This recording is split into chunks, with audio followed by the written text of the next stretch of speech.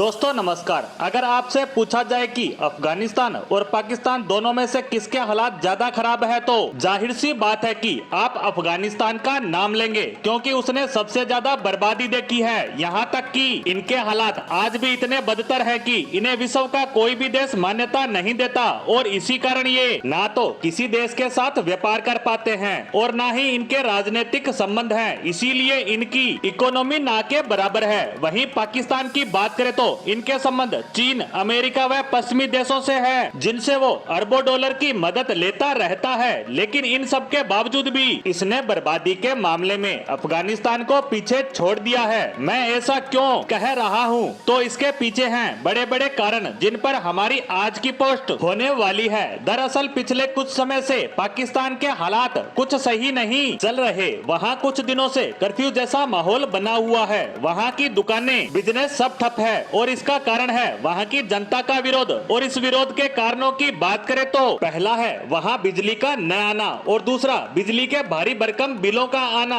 आप जानकर हैरान हो जाएंगे कि पाकिस्तान के बड़े बड़े शहरों में ब्लैकआउट हो रहे हैं। वहाँ की जनता लगातार लग रहे बिजली के कट से परेशान है। यहाँ तक कि वहाँ के इंडस्ट्रियल एरिया में भी लाइट नहीं आ रही है। वहीं बड़ी बड़ी फैक्ट्रियाँ और कारखाने जनरेटर की सहायता से चल रहे हैं, जिससे उनके प्रोडक्शन कॉस्ट पर प्रभाव पड़ रहा है और बाजार में सामान की कीमतें बेतहाशा बढ़ती जा रही है। और इसके ऊपर सरकार ने लोगों को और ज्यादा परेशान करने के लिए थमा दिए हैं बिजली के भारी भरकम बिल। एक सामान्य परिवार का बिजली का बिल 40 से 50 हजार तक आ रहा है। इतना बिल आना तो वहाँ के लिए सामान्य बात हो गई है। वहीं अगर किसी ने कॉमर्शियल कनेक्शन ले रखा है, जैसे किसी ने अपने परिवार का गुजारा करने के लिए गली मोहल्ले में छोटी सी दुकान भी खोल रखी है, तो उसका बिल 1 लाख या उससे भी ज्यादा आ रहा है। और इतना बिल आने पर भी लोग ऊपर वाले का शुक्रिया अदा कर रहे हैं, क्योंकि वहाँ 2-2, 3-3 लाख तक बिल भेजे जा रहे हैं। और सबसे मजेदार बात तो पाकिस्तान में ये हो रही है कि बिजली महकमे के अधिकारी और कर्मचारी छिपते फिर रहे हैं, क्योंकि जनता के हाथ लगने पर वह इनकी जमकर धुनाई कर अपना गुस्सा उतार रहे हैं। इसी कारण इलेक्ट्रिसिटी डिपार्टमेंट में नौकरी करना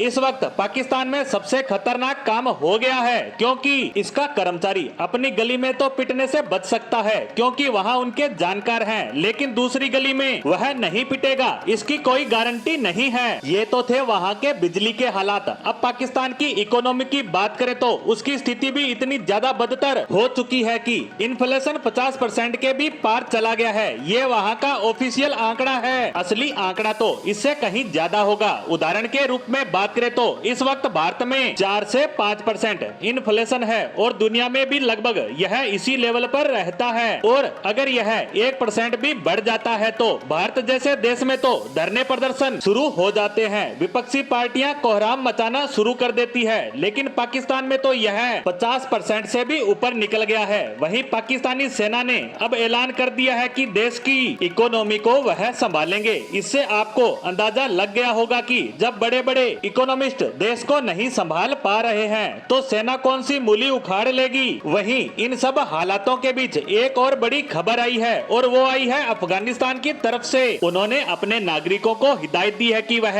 गिलगित बल्टिस्तान से दूर रहे, क्योंकि वहाँ पाकिस्तानी सरकार और सेना के खिलाफ जबरदस्त प्रदर्शन चल रहे हैं और हालात कभी भी बेकाबू हो सकते हैं। इसीलिए मैंने वीडियो की शुरुआत में कहा था कि पाकिस्तान के हालात अफगानिस्तान से भी बदतर हो चुके हैं। वहीं अंत में पाकिस्तानी करेंसी की बात करें तो एक अफगानी के बदले 4 पाकिस्तानी रुपए मिल रहे हैं। तो आप ही अंदाजा लगा लीजिए कि कौन बेहतर है और कौन बदतर। इसी के साथ हमारी आज की पोस्ट को यहीं समाप्त करते हैं। धन्यवाद।